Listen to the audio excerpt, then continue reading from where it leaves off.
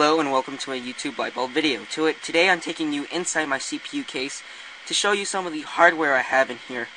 You did see a earlier gaming rig video I did earlier, but I did update my hardware settings, so stay tuned for that.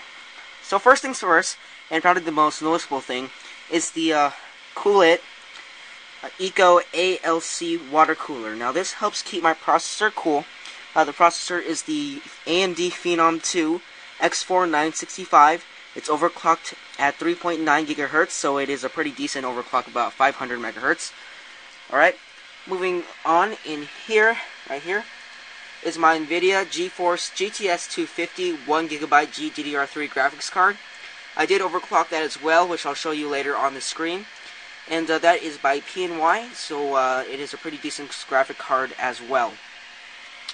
Over here is my Orion CompuCase HEC HP 585D 585 watt PSU that helps run everything in here, and haven't received any shortages yet, so I'm pretty happy with what I have by means of the power supply.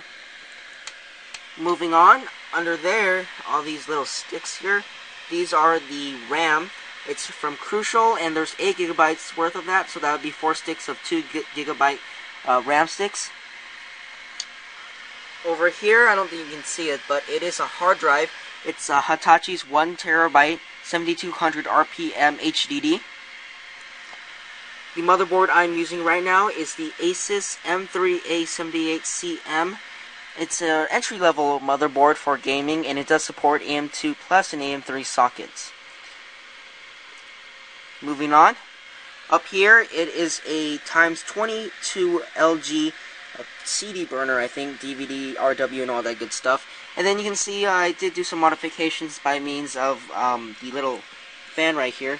It's not really mounted because I'm using a micro ATX case, which has an 80mm fan, but this right here is 120mm. So I did have some trouble with that, but I did manage to fix it and just pretty much mount it on the side where it should be. Over here, there is another fan on the side of my case which helps cool off the little radiator right here, the CPU cooling block. And it actually keeps my CPU overclocked at 3.9 GHz pretty cool at about 48 Celsius, so I'm really happy with that. And you may notice it is upside down. I know that myself because I did this because the design of the little pumps here are they're really durable, which is great, but it's really hard to bend them. They're not flexible, so I had to kind of put it upside down in order to fit my extra fan over there. So I'm going to move on to the screen and show you what I updated with my PC. Okay, so right back to the screen here. As you can see, again, I'm running the AMD Phenom 2 X4965 Denim core. It is a socket AM3 938-pin CPU. It is using the C3 revision, and it has 6 MB of L3 cache. Over here, I did overclock it from 3.4 GHz to 3.9 GHz, so about a 500 MHz increase. And thing here is that I can increase my multiplier, but I can't seem to increase my bus speed, my front side bus. I don't know why. This is the OEM edition, not the black edition. So apparently it's completely opposite to what people say the OEM edition is, where the multiplier is locked, but the FSB isn't. So if you guys have any idea how to fix that, please feel free to tell me.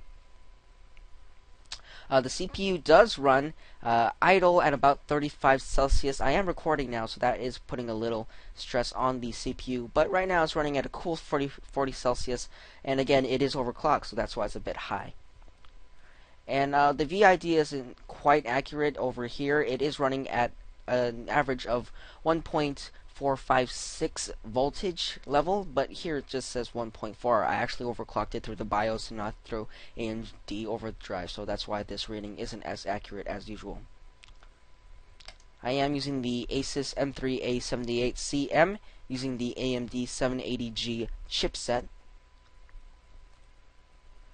Memory wise, I am using DDR2, 8 GB worth of that memory. It's supposed to run at 800 MHz, but I have 8 GB of that worth. I don't know why it's underclocked itself, but so if you guys have any idea how that works, please feel free to tell me, because it is PC2 6400 and it's supposed to run at 800 MHz.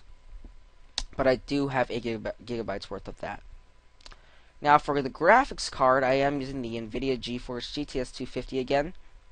It is overclocked at the core clock at 795 megahertz, the memory clock at 1225 megahertz, and the shader clock from 1836 megahertz to 1945 megahertz. So a pretty decent overclock with the GPU, and I have to be really happy about that because it did increase my frames per second a lot.